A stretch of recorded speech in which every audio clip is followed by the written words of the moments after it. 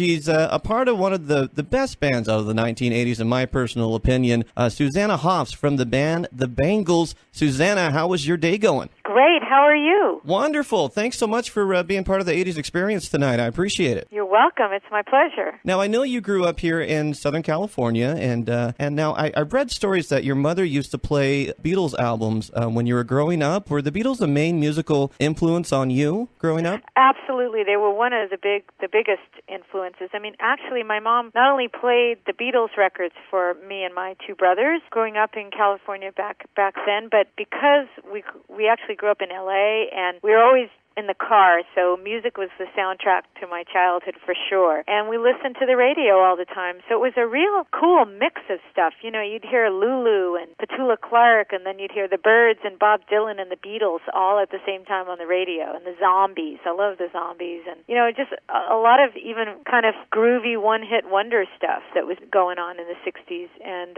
but there was a lot. It was really a golden age for music, I think. Oh, yeah, absolutely. So the Beatles, for sure, were I would say, the top influence for me. And I think LA radio was far better than any other market during that heyday. I mean, you had KHJ, you had KRLA, you had, K Earth 101 came into the picture in the 80s. I mean, it was just a wonderful, wonderful market to grow up into radio-wise. Now, I know you went to Paly High School, and you also went to University of California of Berkeley. I did go to UC Berkeley, absolutely. You're a smart girl. You got to be pretty smart to get into Berkeley, right? Yeah. I mean, I don't know how smart I am, but I did get in. It was actually a really interesting time because it was right when, there was still, stadium rock going on. I mean, there was still, giant bands out on the road, The Who and Zeppelin and, the Stones were on tour and stuff. But it was also at a time when the club scene was just beginning to happen and a lot of punk stuff was going on. And, I actually saw the last ever Sex Pistols show at Winterland in San Francisco, and I saw Patti Smith, and there was tons of clubs in the Bay Area and in Berkeley at the time, so it was a really happening music scene. It was kind of like things were changing. This revolution was coming from all this new music, and I think even like the Ramones and, stuff that felt very, for a kid like me who was interested in the arts and singing and music, and I was actually studying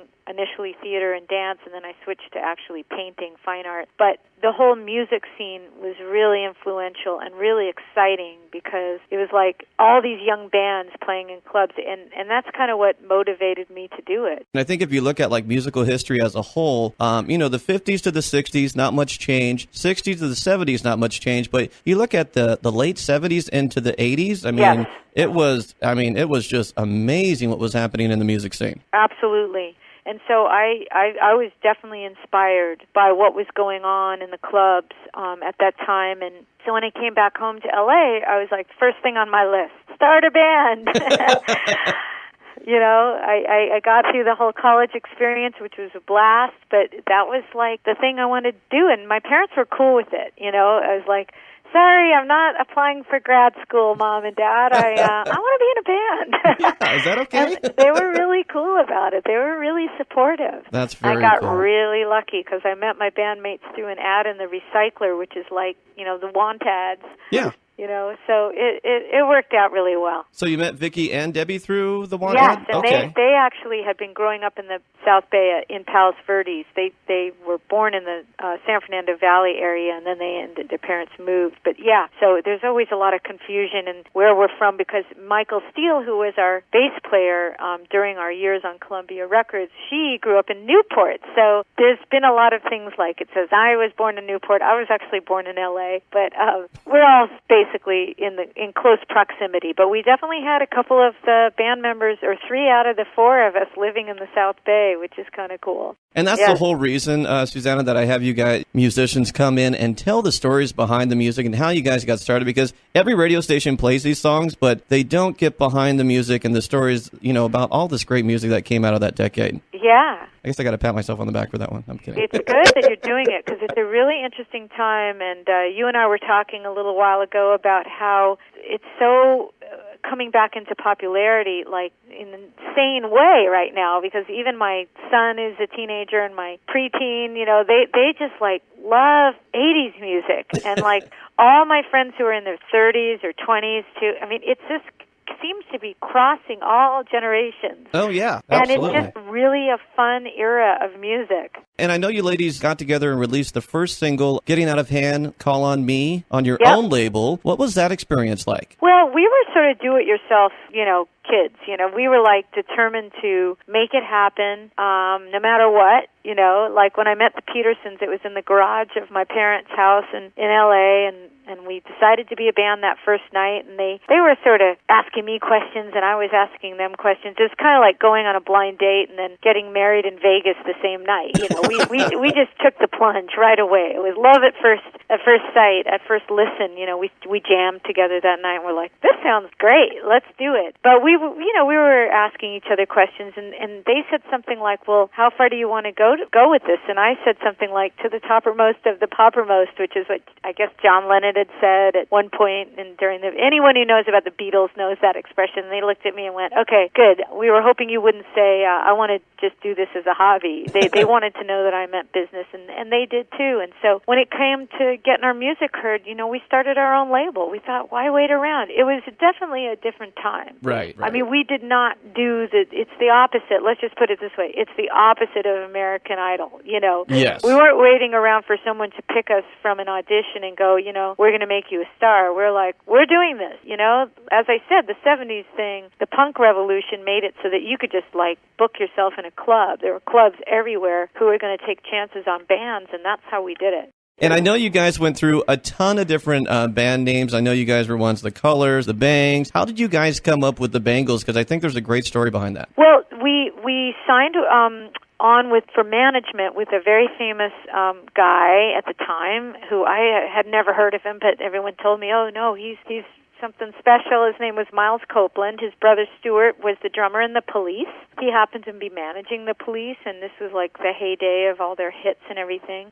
He signed us and had us make an EP, a 5-song record, on a little label that he had called Faulty Products, which ended up turning into IRS Records. It's a long story. The details aren't important, but what happened was the record had the artwork all done, everything was ready to go, and the phone rings, and Miles takes a call, and it's apparently this other band from New Jersey with the name The Bang. It was an all-boy band, and anyway, that doesn't really matter, but the point was they were like, you can't use that name.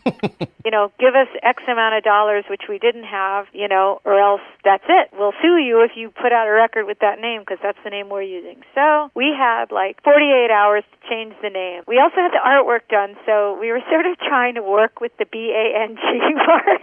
And we thought, Bangles, could we do the Beatles, Bangles? There's a little ring to that, but we also liked the idea. We looked up the actual definition of bangles, and it said to hang loose, on your wrist, like a little bracelet thing, and we thought, that's kind of groovy, it goes with our 60s thing. And so, so that's what we just decided, we called Miles up and said, okay, we're just going to add a couple letters here and make this work, and that's what we did. And in the end, I think it turned out to be a much more fitting name for us, so it was kind of meant to be. And I know you guys were under IRS for a little while, and then you guys had the opportunity to be signed to Columbia Records. How was that idea all put together? Well, we were just playing the clubs, and we got to open for the Police and other interesting bands, and we basically built a name for ourselves just by playing, locally, and also going down to San Diego and San Francisco, and, just kind of doing our best to get out there. We also opened for the English Beat, and that was while we were still on IRS, So that was pre-Columbia Records. And then just the label was interested in us. They had heard about us. They actually, the A&R guy, Peter Philbin, who sort of thought, I better check out these girls, decided to bring a guy with him that he was working with as one of the A&R guys, and that was Bruce Springsteen. He brought Bruce Springsteen to see us. Wow. No kidding, at Magic Mountain, where we were doing a gig. Wow. And Bruce said, these girls are cool. You should sign them. But I don't know if he, I don't know if that influenced Peter Philbin. I don't think it hurt. Yeah, no, it can't hurt. But his buddy Bruce Springsteen said that we were cool. And then, a few other guys at the label checked it out. In those days, that was like the men in the suits. They were going to come and see you and check you out and decide can they cut it, and but we had this very punk attitude. We didn't really get intimidated by anybody. It was bizarre. I think back now and I was like, what were we thinking? What did we think? It was the power of the team, So, yeah, so that's what it was like back then. Then, of course, the Bangles released their first full-length debut album. I know you guys released the EP, The Real World, but then came along all over the place, including a great track called Hero Takes the Fall. How was that song discovered? Well, that song, actually, we were working with David Kahn, who was our main producer back in the day in those early years at Columbia, and he was an A&R person there as well as a staff producer. And he had said that we should try. He had just thrown it out there to Vicki and I, who were kind of a writing team at the time, Vicki being the other guitar player in the band. He had just suggested writing something in that time signature because just for fun. And so I had all my college books from University of California at Berkeley, and I had studied theater, so I had all these books about plays, and we were just looking for inspiration, and I had something on the play Oedipus Rex, I think it was, or was it, I forget what it was, but it was about Greek tragedy, and there was this line in it about the hero always takes a fall. He has a sort of a fatal flaw in his personality that causes him to do something that, causes the action in the play to take a big turn. And so with that's kind of where we got the idea, but we just went from there and wrote this kind of slightly more aggressive type of song than we had done in the band up till then, and it just kind of stood out as an interesting track. And to this day, it's one of my favorite ones to play live. It's got a really cool rock vibe to it, and it really tapped into the aspect of the Bangles that, yes, we were a pop band that sang in three-part harmony and had jangly guitars, but we also, were really inspired by the sort of psychedelic 60s garage rock, and I think that track really kind of highlighted that aspect of the band. It's so funny, I still remember the Manic Monday music video from when MTV actually played music videos. I know. You were in a taxi cab or something like that. I just kind of remember that scene. Yeah, it was just really, videos were really important, back then. It was the dawn of a whole new thing, which was MTV. I mean, we were kind of part of the birth of MTV, in fact, and so, yeah, I mean, so much so that, when you would be recording an album, you'd be, thinking up the video. That would be the running form of entertainment in the studio, is to be thinking of what the video could be for the song, even while you were recording it, because it was kind of an interesting time. Now there's all these hilarious literal videos where they, have you seen those? Oh, yeah. They're so funny to me because they were kind of comical. A lot of them were so self-serious that they just had to be made. Somebody was bound to make fun of them, and even in the 80s, we were all making fun of the videos too because some of them were just ridiculous. It was very fun. But the cool thing about the music videos is it definitely got the point across for record sales. For sure. Absolutely. Yeah, it definitely made it. It's just like everything else. It's just like the way the internet and phones and smartphones and the way people communicate with each other at that time. Okay, hang on. Sure. This is my son on the other line. Can you hold on a second? Absolutely. There's going to be some terrible hold music for a second. No problem. I'm on hold with Susanna Hoffs from the Bangles. It's kind of cool. Hi. You're back. Still there? Great. I'm here. Sorry about that. No problem. So anyway, where were we? I can't remember. The follow-up tune to Manic Monday, you had the opportunity to collaborate with Jules Shear on If She Knew What She Wants on that particular song. How was that experience? Well, Jules wrote the song. The Bangles, recorded it and sort of revised it in a sense, but it's Jules' song. Okay. But later on, we were such fans of his work, and he's at the time was kind of a fairly unknown guy in the sense that people who'd been following his stuff, knew he was genius, but his songs hadn't necessarily been heard by the world. But then, Cyndi Lauper did All Through the Night, and the Bangles did If She Knew What She Wants, and so, more people got to know about Jules Shear, and he's just one of the great songwriters who was writing away during the 70s and 80s, and it's just I really admire him, and I've had the pleasure of playing music with him over the years, on and off, here and there, and hope to work with him soon at some point, down the line, because he's a real inspiration. You and the girls were in the studio recording tunes for the album Different Light, and all of a sudden the song appears. It was a tune that I think was intended for singer Toni Basil, but she turned it down, and then it became your band's biggest hit, Walk Like an Egyptian. I didn't even know about Toni Basil. Oh, yeah, I think it was originally written for her, and she just turned it down because it wasn't Mickey enough, I guess. And so she turned it down, and then it was brought to you and the girls and the Bangles, and it became your biggest hit. What was your first impression when the song was delivered to you? I loved it. David Kahn had a demo of it, and I don't know about the Toni Basil part of it, but maybe she had heard it. That's an interesting story. That's really interesting to me. But the thing that was cool was that it was actually sung by this girl, I want to get it right, Marty Jones. And I loved it when I first heard the demo. I heard this demo at Columbia Records in L.A., in David Kahn's office. He just wanted to sort of play it and see what I thought, because it was kind of out there for the Bangles. It was it was a quirky song, to say the least. Mm-hmm. And she did this really cool kind of almost 60s deadpan kind of vibe in the way she sang it. And I thought it was a great song. I didn't know if it fit in with everything else we were doing on that Different Light album, but, I liked it. And then, so, we presented it to the rest of the girls, and David presented it to everybody, and everybody was, intrigued with it and thought, it was really interesting lyrics and really kind of left of center and kind of quirky and interesting. So we decided to record it, and never knowing that it would become, this, on the radio the way that it was, kind of worldwide hit. And that was great, but it was really a surprise to us, honestly. The movie Less Than Zero was released in '87, spanning the Simon & Garfunkel tune Hazy Shade of Winter, of course, from your '60s influence. Did you guys handpick that song, or how was that song,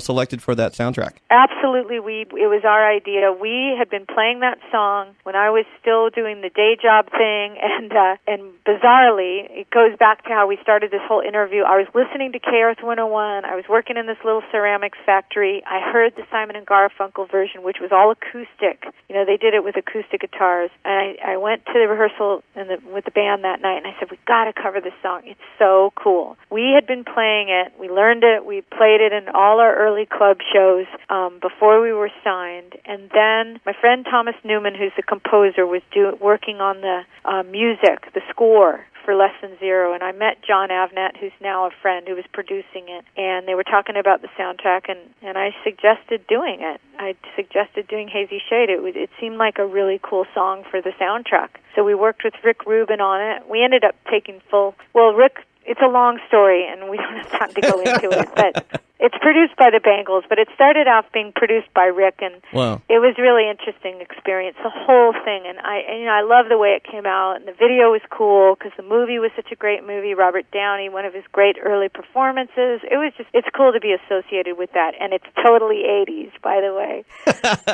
And then I know in 1988, the Bangles released another multi-platinum smash record titled Everything, which included 2 hit singles. You had the opportunity to co-wrote with Billy Steinberg and Tom Kelly on In Your Room. Yep. And I swear that sounds like something out of 1968. Am I right? Thank you. You're so right. It was really inspired by, Tommy James, Monet, and that kind of vibe of that time period. You nailed it. It was so much fun recording that. We recorded that with David Segerson. I wanted the record to sound kind of really dry and different from a lot of the 80s stuff at the time, with the big, large drum sounds that, I don't even know how to describe it, but there was this drum sound that you had to have in the 80s, and I just wanted to get away from that and make it really kind of small and dry sounding, not a lot of reverb on things. And so it came out really well, and yeah, it was. And again, we still play that song,